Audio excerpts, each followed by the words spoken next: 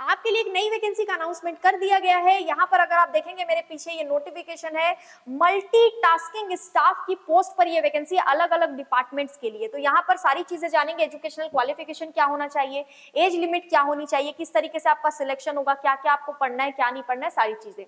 तो सबसे पहले यहाँ पर देख लेते हैं वैकेंसी नोटिस जो है वो combined examination 2024 for multitasking staff के लिए ये वैकेंसी जारी की गई है।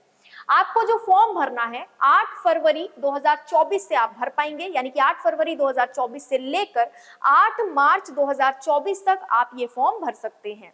Delhi subordinate service selection board के द्वारा ये वैकेंसी आपके लिए जारी की गई है। वैकेंसी में काफी सारे पोस्ट है। पोस्ट कोड की अगर बात करें तो वो है 812/2024। अब मल्टीटास्किंग स्टाफ की जो पोस्ट है और जो डिपार्टमेंट है वो एक बार देख लेते हैं।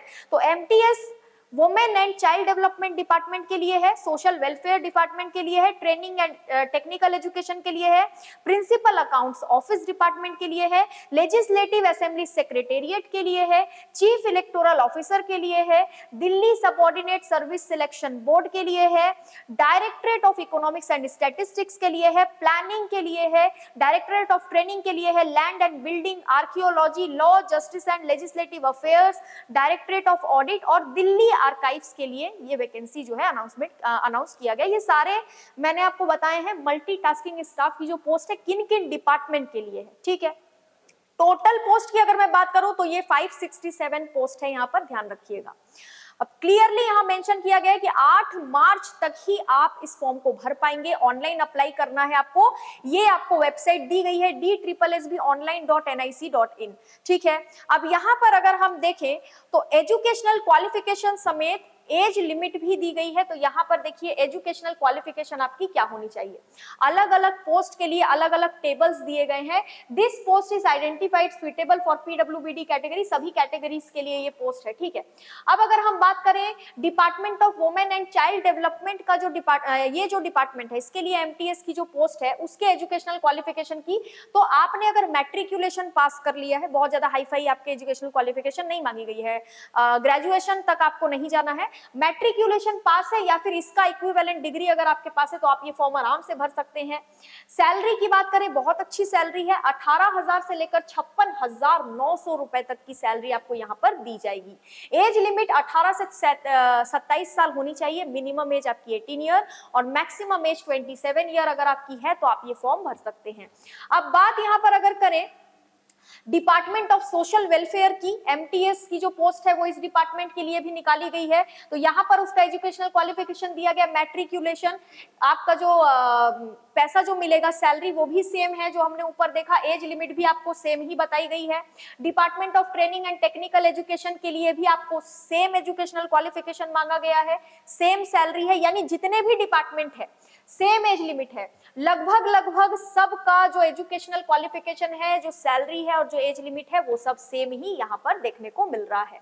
अब अगर हम इन टेबल्स को एक एक करके ना पढ़ें क्योंकि जरूरत तो है नहीं, हमने डिस्कस कर ही लिया है, तो हम सीधे अगर यहाँ पर नीचे देखें, देखिए सारे डिपार्टमेंट्स के बारे में आपको टेबल के द्वारा बता दिया गया है, किसी भी तरीके का कोई डाउट मत रखिएगा। और क्या है एलिजिबिलिटी क्राइटेरिया, तो सब कुछ तो बता दिया गया है, ऊपर एज वगैरह वही लिखा हुआ है। साथ में आप इंडिया के सिटीजन होने चाहिए और द एजुकेशनल क्वालिफिकेशन यानी age, experience etcetera as stipulated in the advertisement shall be determined as on 8/3/2024। 8 मार्च 2024 के हिसाब से आपका जो एज लिमिट वगैरह है वो सब जोड़ा जाएगा। अप्लाई कैसे करना है तो पहले ही मैंने बता दिया था कि इस वेबसाइट के थ्रू आपको ऑनलाइन अप्लाई करना है। 8 मार्च तक आप ऑनलाइन अप्लाई कर पाएंगे। फीस नहीं बताया मैंने क्योंकि फीस वहां टेबल में नहीं दिया गया था, फीस यहां दिया गया। महिलाओं के लिए और SC/ST कैंडिडेट्स के लिए और PWBD कैटेगरी के कैंडिडेट्स के लिए फॉर्म बिल्कुल फ्री रखा गया है, कोई फॉर्म की फीस आपको नहीं देनी है। बाकी सभी कैटेगरीज के लिए और मेल कैंडिडेट्स के लिए फॉर्म की फीस 100 रुपीज रखी गई है, यानी 100 रुपए बाकियों को फॉर्म की फीस देनी है। एग्जामिनेशन होगा, टीयर 1 होगा एमटीएस की पोस्ट के लिए। टीयर 1 की अगर हम बात करें तो टीयर 1 में आपके एग्जाम कोड यहां पर दिया गया है। एग्जाम ड्यूरेशन 2 घंटा रहेगा। टोटल क्वेश्चन 200, टोटल मार्क्स भी 200, ग्रैंड टोटल 200, ठीक है, टोटल मार्क्स भी 200 का ही हो रहा है। सिलेबस में क्या क्या रहेगा, जनरल अवेयरनेस के 40 मार्क्स के क्वेश्चन आएंगे, general intelligence and reasoning ability के 40 मार्क्स के क्वेश्चन आएंगे, मैथ्स के 40 मार्क्स के question, Hindi language and comprehension के भी 40 मार्क्स के क्वेश्चन, और इंग्लिश एंड कॉम्प्रीहेंशन के भी 40 मार्क्स के क्वेश्चन आपको यहाँ पर देखने को मिलेंगे।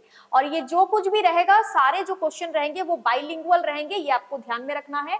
मोड ऑफ सिलेक्शन क्या रहेगा, तो आप जो भी मार्क्स आपको मिलेंगे उसके हिसाब से आपका सिलेक्शन फाइनल मेरिट फिर निकाला जाएगा, और आपका जो कट ऑफ मार्क वगैरह देखेंगे आप, उसके बाद फाइनल मेरिट जो होगा उसमें आपका सिलेक्शन लिस्ट आपको पता चल जाएगा।